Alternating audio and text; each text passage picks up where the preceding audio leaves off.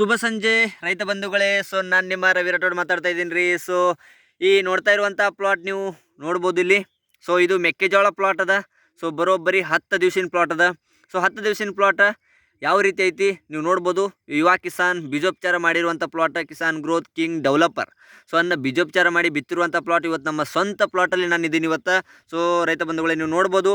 ಸಾಕಷ್ಟು ಜನ ರೈತರಿಗೆ ಡೌಟ್ ಇರ್ತದೆ ರೀ, ಏನಪ್ಪ ಅಂದರೆ ಸರ್ ಬೀಜೋಪಚಾರ ಮಾಡಿದ್ರೆ ನಾಟಿಗೆ ಬರ್ತದೆ ನಿಲ್ರಿ ಅನ್ನೋದಿರುತ್ತೆ. ಬಟ್ ರೈತ ಬಂಧುಗಳೇ ನೀವು ನೋಡ್ಬೋದು, ಒಂದು ಕೂಡ ಕಾಳ ಹುಸಿ ಹೋಗಿಲ್ಲ, ಯಾವ ರೀತಿ ನಾಟಿಗೆ ಅದ ನೀವು ನೋಡ್ಬೋದು. ಸೊ ಟೋಟಲಿ 2 ರಿಂದ 3 ಎಕರೆ ಪ್ಲಾಟ್ ಅದ ನಮ್ಮದು. ಸೊ ಯಾವ ರೀತಿ ಬಂದದ ನೀವು ನೋಡ್ಬೋದು. ಸೊ ಇವತ್ತಿಗೆ 10 ದಿವಸಿನ ಪ್ಲಾಟ್ ಅದ, ಯಾವ ರೀತಿ ಅದ ನೋಡ್ರಿ. ಸೊ ಯಾಕೆ ಹೇಳ್ತೀವಿ ಯುವ ಕಿಸಾನ್ ಬೀಜೋಪಚಾರ ಮಾಡಿರಿ, ಕಡಿಮೆ ಖರ್ಚು, 70% ಖರ್ಚು ಕಡಿಮೆ, 30% ಇಳುವರಿ ಜಾಸ್ತಿ.